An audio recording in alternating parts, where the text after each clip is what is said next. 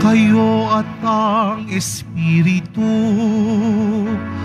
ang siyang magpapatotoo tungkol sa aral ni Kristo. Hallelujah, Hallelujah, Hallelujah, Hallelujah.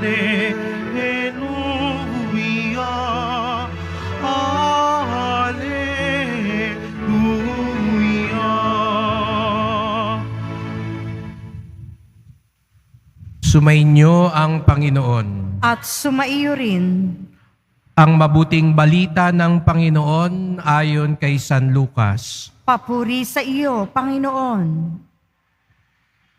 Noong panahong iyon, sinabi ni Jesus sa kanyang mga alagad, "Sinasabi ko sa inyo, ang sinumang kumilala sa akin sa harapan ng mga tao ay kikilanlin din ng Anak ng Tao sa harapan ng mga anghel ng Diyos.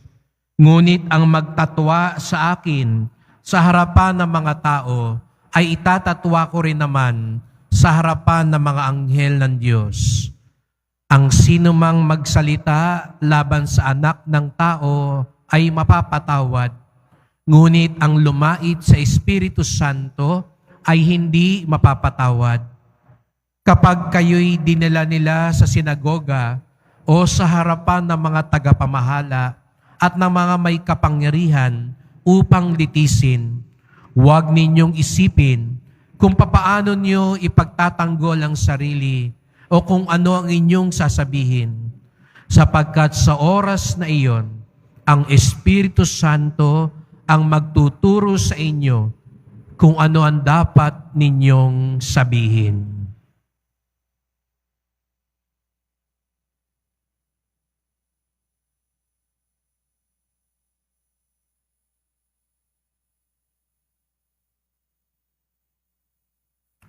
Ang mabuting balita ng ating kaligtasan. Pinupuri ka namin, Panginoong Hesukristo. Magsiupo muna tayong lahat. Magandang umaga po sa inyong lahat at maligayang pagdating sa tahanan ng ating mahal na pong Jesus Nazareno. Binabati din natin ang mga kasama natin online, lalo na po mga may sakit at nag-aalaga sa may sakit at mga kababayan, mga kadeboto natin mula sa iba't ibang panig ng bansa daigdig na nais sumama sa pagdiriwang ng misa dito sa ating simbahan sa Quiapo, sa Basilica Minor at Pambansang Dambana ni Jesus Nazareno. Bigyan natin ng papurit parangal ang ating Nuestro Padre Jesus Nazareno. Itaas nga natin ating kamay at pumalakpak pa ng mas malakas.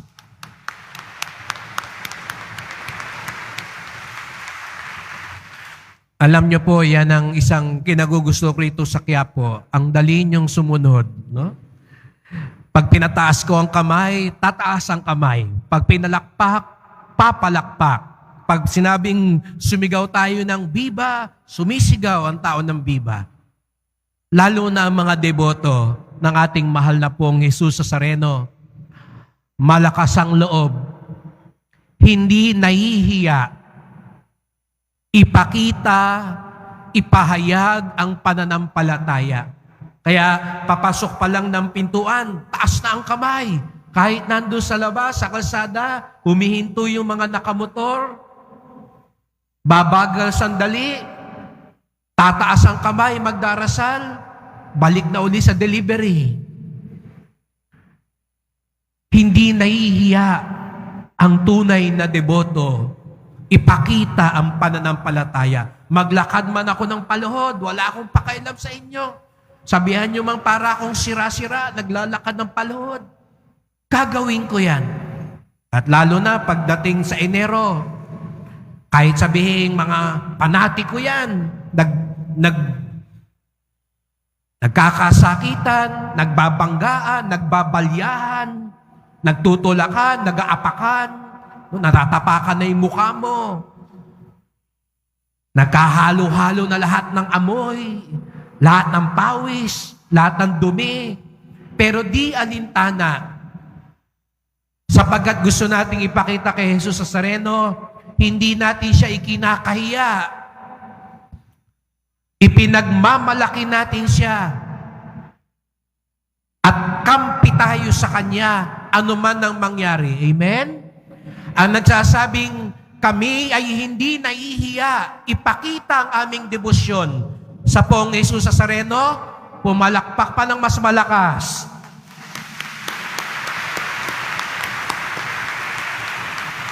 Kaya nga, sabi ni Jesus Nazareno mismo, sinasabi ko sa inyo, ang sino mang kumilala sa akin sa harapan ng mga tao, ay kikilanlin din naman ng anak ng tao sa harapan ng anghel ng Diyos. Napakagandang pangako ni Jesus Nazareno, ang sino mang kumilala sa akin sa harap ng mga tao, kikilalanin ko din sa harapan ng mga anghel ng Diyos. Kaya kahit mapanganib, kahit na mahirap, ipapahayag natin ang ating pananampalataya sa Kanya. Ngunit mga kapatid, hindi lang ang pagpapakita ng ating debosyon ang pagpapahayag ng pananampalataya. Simula lang yun. Pero minsan nga yung iba, dun pa lang bagsak na eh. Minsan ay kakain. Magdasal muna tayo. Nakakahiya naman. Makita nila, magdadasal pa tayo bago kumain. Kaya di ba iba sa atin kung mag-antanda. Parang noon na lang yung baba na lang ang nag-aantanda. Kasi parang nahihiya kang makita ng mga taong nagdarasal. Lalo na pag nasa food court ka. O nasa isang publikong lugar, parang nahihiya tayo. May alam ako ng mga bata sila, kung magsuot ng rosaryo, parang kwintas, makalagay ng mga medalya. Nung medyo nagti-teenager na, lumalaki na, pinapasok na sa loob yung rosaryo, nahihiya na. Nung pagtanda, wala na talaga. Kasi para sa kanila, nakakahiya naman. Ngayon nga, di ba, bihira na tayo makita. Dati, ang daming dinadala dito, nakasuot ng Nazareno.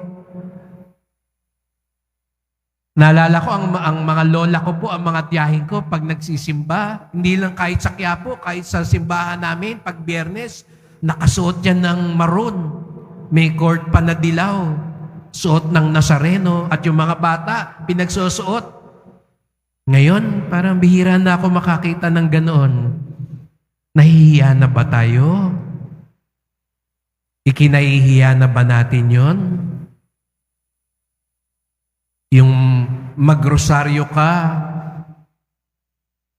sa sasakyan, sa bus, sa MRT. Nahihiya ba tayong makita ng mga taong nagro-rosaryo tayo o nagdadasal? Kaya di ba tuloy, pag may nasa lubong kayo o nakasakay kayo, may dalang Biblia, isipin nyo bang Katoliko yun? Siguro, aminin natin, pag may nakatabi kayo may dalang Biblia, sasabihin siguro, pastor siguro to. Anong sekta kaya to? Hindi mo isipin Katoliko yung may dala ng Biblia. Kasi bihira lang ang Katoliko may dalang Biblia. Nakakalungkot na yung salita ng Diyos, mas na-identify pa sa iba kaysa sa atin. At tayo ang nag-ayos ng Biblia. Ang simbahan po ang naglikom ng Biblia. Inabot na lang natin sa kanila. Pero di ba nakakalungkot, sa ating pag ginagamit pambatikos ang Biblia. Samantalang ang simbahang Katoliko po, ang nagsaayos ng Biblia. Pero mabalik tayo sa sinabi ko, doon pa lang minsan, sa pagpapahayag ng pananampalataya, sabi ko, sa Quiapo, hindi problema yon. Pero sa ibang lugar, problema yon na nahihiya silang ipakita yung pananampalataya nila. Kaya ayaw nila magsusuot ng krus. Ayaw nila yung mga t-shirt, ayaw nila pag may mga reliyosong baka maka-offend tayo naman sa iba. Yun yung unang level. Pero mga kapatid, meron pa rin pangalawang antas ng pagpapahayag ng pananampalataya. Opo, ipinapakita natin, mga deboto tayo, lalo na ng mahal na pong Jesus Nazareno. Pero ang sinasabi rin ni Jesus Nazareno na pagpapahayag, pagtindig, at pagdepensa sa pananampalataya ay yung pagsasabuhay din ng mga pinapahalagahan ni Jesus Nazareno. Sa totoo lang, yun ang mas mahirap tindigan. Siguro nga sabihin natin, Father, kaya kong magtaas ng kamay kahit buong araw sa harapan ng Senyor. Pero yung ipaglaban mo yung katotohanan, isambulat mo yung kasinungalingan, pagpapahayag din po yun ng pananampalataya kay Jesus Nazareno. Opo, ang maglakad ng paluhod, pinapakita natin, naniniwala tayo, kinikilala natin siya. Pero yung maipakita mo rin sa tao, marunong kang magpatawad sa iyong kapwa, tumutulong ka sa iyong kapwa, mahinahon ka kahit inaapi ka ng ibang tao, pagpapahayag din yun ng debosyon natin sa Poong Nazareno. Kasi kung makikipagbalyahan ka sa prosesyon para ipakita na siya ang Diyos mo, pero hindi ka naman nagiging daan ng kapayapaan sa kapitbahay ninyo, mga kapatid, kung tatanungin natin ang mahal na pong Jesus Nazareno, anong gusto niyo ho? Makipagbuno ako sa prosesyon o pagbatiin ko yung nasa kalsada at kapitbahayan namin? Baka sabihin pa ng mahal na Senyor, okay lang kahit di ka sumama sa prosesyon. Maging daan ka lang ng mga taong nag-aaway. Mas gusto ko yun. Okay lang kung hindi mo na kayang maglakad ng paluhod sa simbahan. Patawarin mo na lang yung mga tao, lalo na yung nasa pamilya mo dahil matagal na kayong di nag-uusap. Matagal lang hindi mo pinapauwi yung anak mo. Palagi kayo nag-aaway mag-asawa. Kasi pag pinapakita natin at isinasabuhay din natin nun, ipinapakilala din natin ang ating debosyon sa mahal na pong Jesus Nazareno. Pag tayo'y nagiging kasangkapan para sa katotohanan, labanan ng mga kasinungalungan, ang mga fake news, kapag tayo ang nagiging daan sa kapayapaan, hindi tayo yung mga sumasama pa sa mga pagbabash, pagsasalita ng hindi maganda, pag-aaway-away. Mga kapatid, ang lahat din na yon ay paraan na kinikilala natin si Jesus Nazareno sa harapan ng mga tao. Sabi ko, matatapang tayo sa Quiapo, ipakita ang debosyon. Sana maging matapang din tayong ipakita yung mga pinapahalagahan ni Jesus Nazareno. Awa, pagmamahal, kapayapaan, katarungan. Pag pinaglalaban mo yung mga naapi, ipinapakilala mo din si Jesus Nazareno. Pag pinagtatanggol mo yung mga mabubuti, ipinapakilala mo din si Jesus Nazareno. Kaya huwag daw tayo matakot. Sabi nga ni Jesus Nazareno, huwag kayong matakot. Ang Espiritu Santo ang tutulong sa inyo, ang magtuturo sa inyo. Kaya mga kapatid, sa pagpapatuloy ng misang ito po yung dalawang ipagdasal natin. Tandaan natin yung pangako ni Jesus Nazareno, ang kumikilala sa akin sa harap ng mga tao, kikilalanin ko rin sa harap ng mga anghel sa langit. At papaano raw natin ipinapakilala at kinikilala si Jesus Nazareno? Sa pagkilala sa ating pananampalataya. Hindi tayo nahihiya ipakita Kaya minsan siguro, kaya tayo pinagtatawanan, kaya tayo pinagtutulungan, kaya tayo ginagawang katatawanan, hindi tayo umiimik eh. Hindi tayo nababahala. Ipakita natin ang ating pananampalataya. Ngunit, ang ikalawa din, ipakita din natin, isabuhay natin ang ating pananampalataya, ang mga pinapahalagahan ni Jesus Nazareno para sa dulo ng ating buhay, kung papaano niyo siya laging tinatagpo dito sa Quiapo, sa dulo ng ating buhay, lahat tayo, isa-isa, tiyak yun, lahat tayo, isa-isa, haharap kay Jesus Nazareno. At sana po, pag dumating ang araw na yon, masabi ng ating mahal na pong Jesus Nazareno, kilala kita. Hindi lang dahil lagi ka sa Quiapo. Hindi lang dahil deboto kita. Kilala kita.